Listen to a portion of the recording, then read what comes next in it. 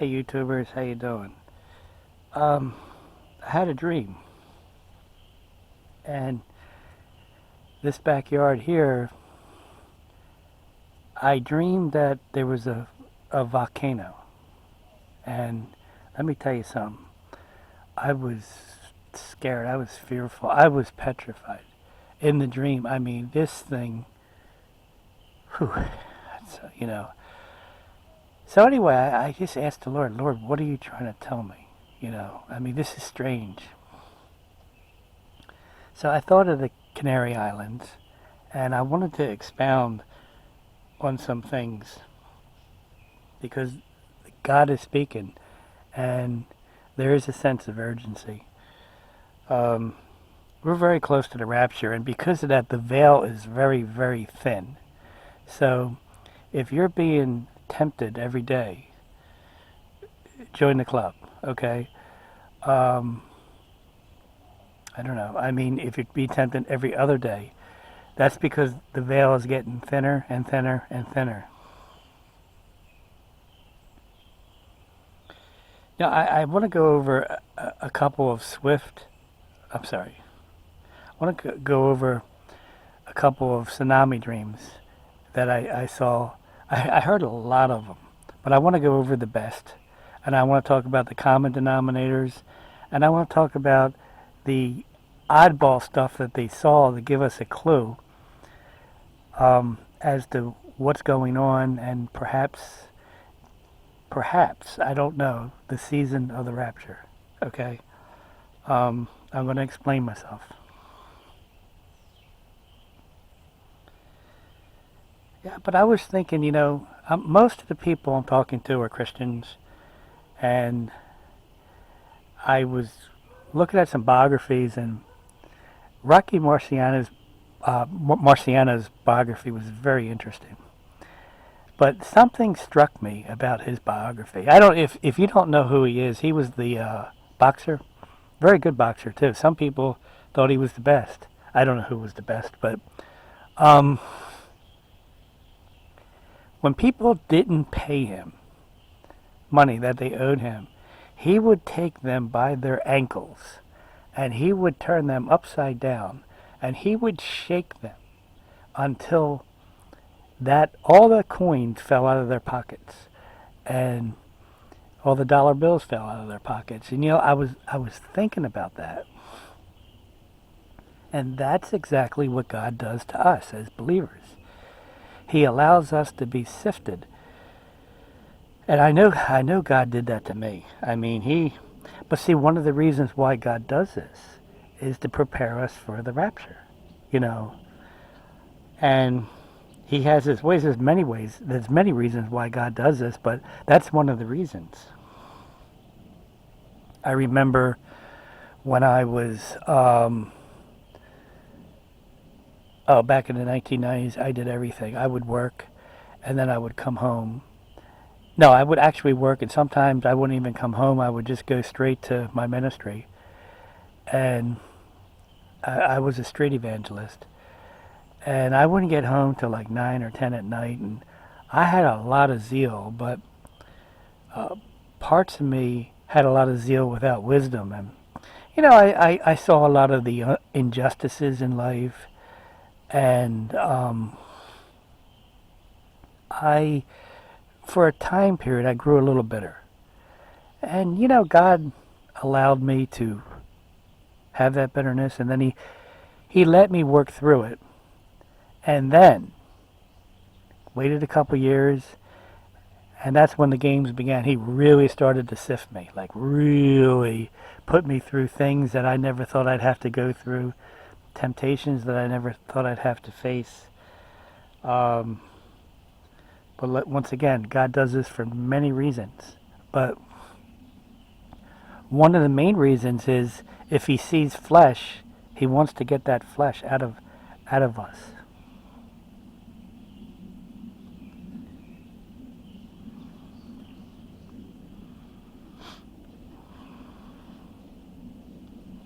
Now, I just want to advise you, if you didn't see my last video, you really should, because I talk about some reasons why 2023 could be the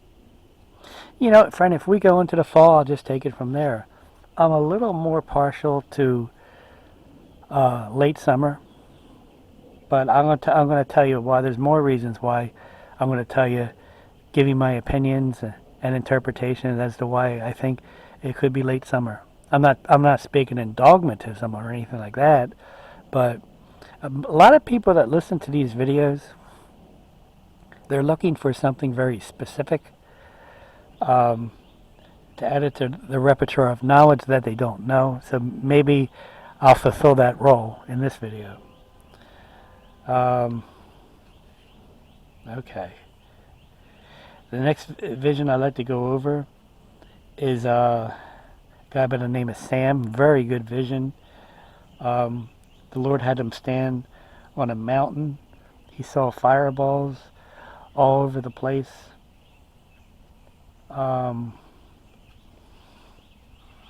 He saw a volcano go off. It's probably the Canary Islands.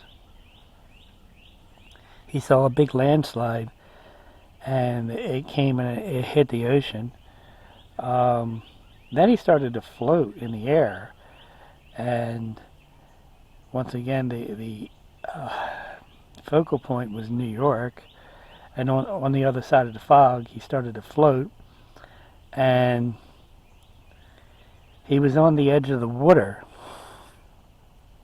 and he actually saw some kind of an event, and people were doing business with food trucks. So that's kind of interesting. According to his testimony, people were still eating and buying. I mean, that's a real question among the watchers, because like I shared in the last video, there's about 5 to 8 different scenarios that I heard that could take place prior to the rapture. So according to his testimony, that I thought that was interesting. He saw the ocean rise, which is obviously the tsunami.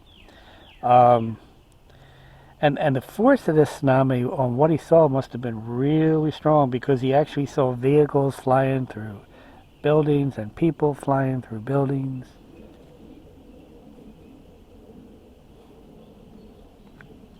So,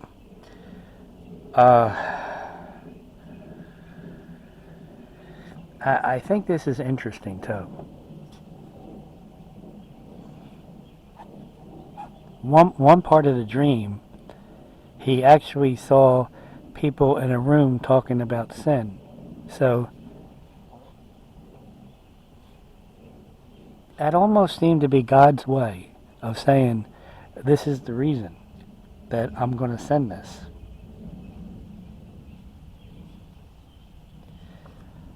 So I thought that was interesting. But no vision was as clear as Bill Larkin's. He had this back, and I think it was May 3rd, 2012. And it was an open vision. It wasn't even a dream.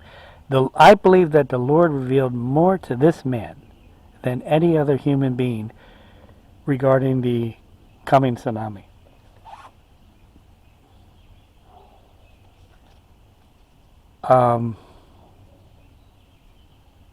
Okay.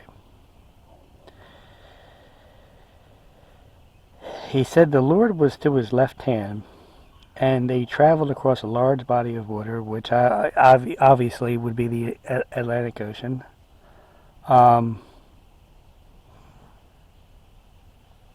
Bill was staring at this mountain, and they were about 40 feet above the tree lines. Now, he heard the name Canary Islands 3 times. Canary Islands, Canary Islands, Canary Islands.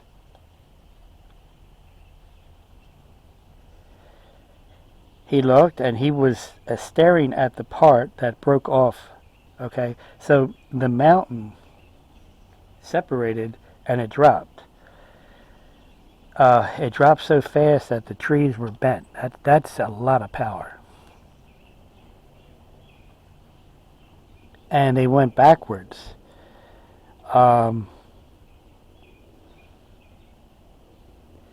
He said the mountain made a clean break, kind of like butter to a knife. Um, Before the mountain was in the water, a wave generated that was huge, and it headed towards the east coast. It was about 300 feet. Might have even been more than 300 feet.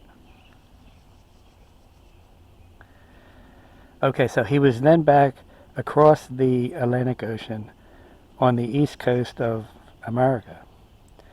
Uh, and he said that they were trying to get in their vehicles once they found out this was coming, okay, and get on a highway, but nobody could move, so it was every person for himself. Now, I just want to intertwine here.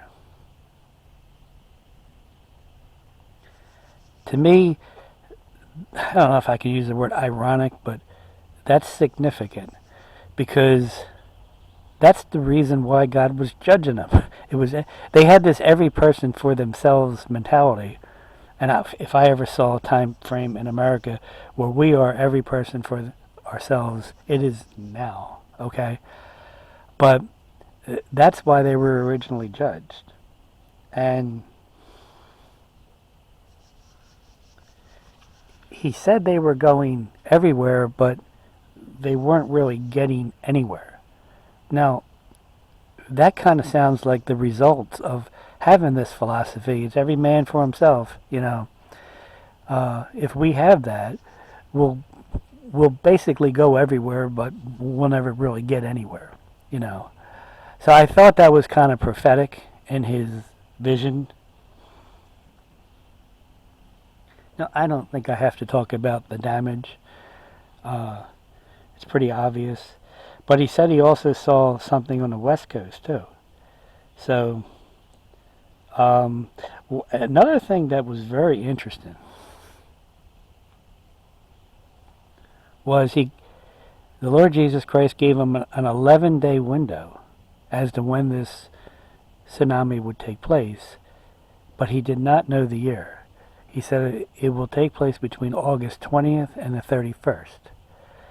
I said, wow, that's pretty specific, you know. But 11 days, well, 11 days, that's the number of confusion. You know, he didn't know the year. It was back in 2012. We're in 2023 now. So perhaps if this is destined to come to America, maybe this will be the year. All right. Let's talk about commercial Babylon. Because Mystery Babylon is Revelation chapter 17. And there's no question about it that Mystery Babylon is Rome. But commercial Babylon is Jeremiah 50, 51, and Revelation chapter 18.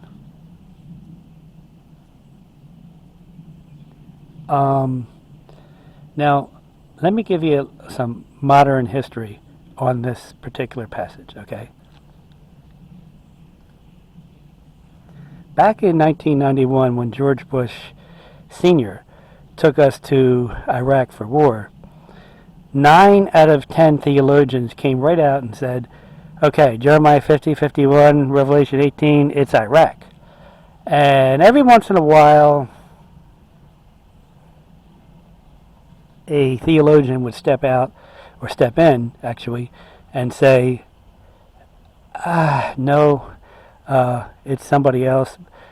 I remember Jack Van Impe stepped in, and he said, no, it's America. Okay? And one of the reasons why he gave that reason is he said, Iraq is not surrounded by waters. If you read the prophecy in Jeremiah 50 and 51, commercial Babylon is surrounded by waters. And he said, that's America. So back then, it was 9 theologians would think it would be Iraq, and 1 might say it was America, and maybe some other opinions, you know. Okay, 30 years later, it's reversed. 9 out of 10 theologians say it's America, and 1 will say it's some other landmass like Saudi Arabia or Turkey, or some people even say it's Rome. But notice how it shifted from 9-1 for Iraq, and now 9-1 for America 30 years later. So I thought that was interesting. I have a question.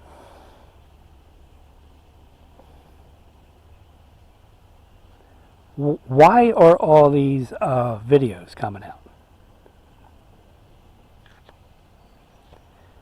saying that a tsunami will come to America? You know, I mean, I'm talking like 1,000, probably more. If commercial Babylon is somebody else, and listen, some great scholars stepped in modern times and says commercial Babylon is not America. Okay, I'm talking really good scholars. I'm talking, they know their stuff. Okay, and you know, I would never argue with anybody over this, but why all the visions? Okay, now remember I said, I asked the question, is there a couple Bible verses to suggest that America specifically will get a tsunami? Well, it all depends on whether you believe that America is commercial Babylon. But if you do, I have something to read for you, okay? You can make up your own mind. All right.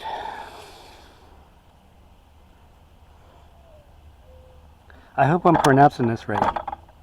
Whoops. How is Shishak taken? And how is the praise of the whole earth surprised? How is Babylon become an astonishment among the nations? Verse 42 in Jeremiah 51. Verse 42. The sea is come up upon Babylon. She is covered with the multitude of the waves thereof.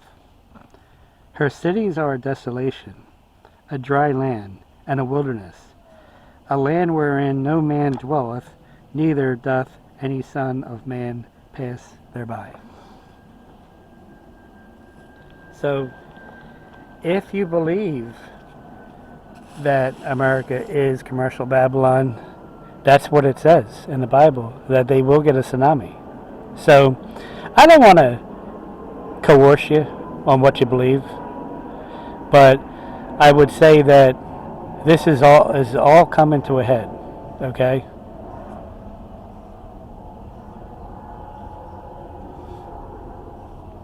Airplane. So, like I said, last week, I said the very least that an unbeliever can do is accept Jesus Christ into their heart as their personal Savior. If you're still arguing about that now, something's wrong.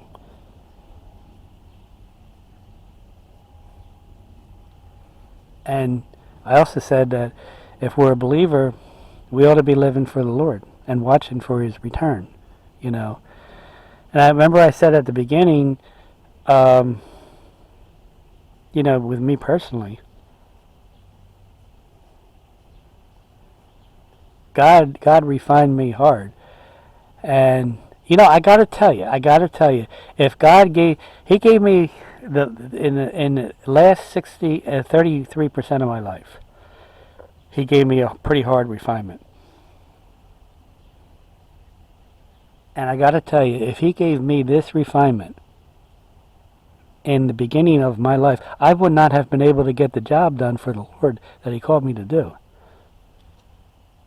So I have definitely mellowed, you know. I've pretty much been at every point in life, you know. Now I'm kind of a teddy bear, you know, because the Lord, if the Lord was hard on you, like He was hard on me with a refinement, the Bible says that that's a good thing. That's not a bad thing.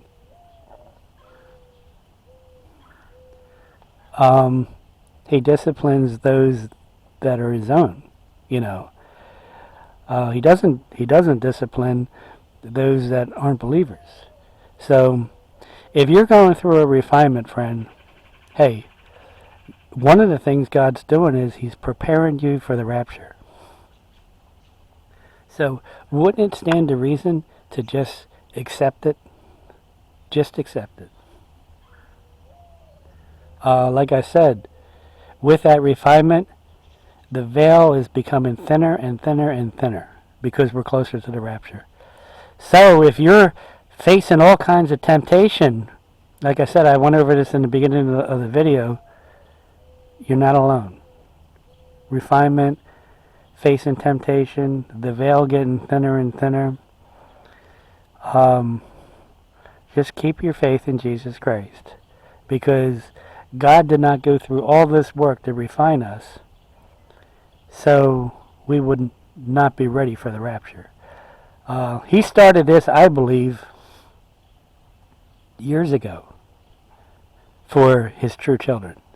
So, all right, with that, friend, keep looking up, and I'll talk to you next time, if there is a next time, because we're getting awful close. Okay, so take care.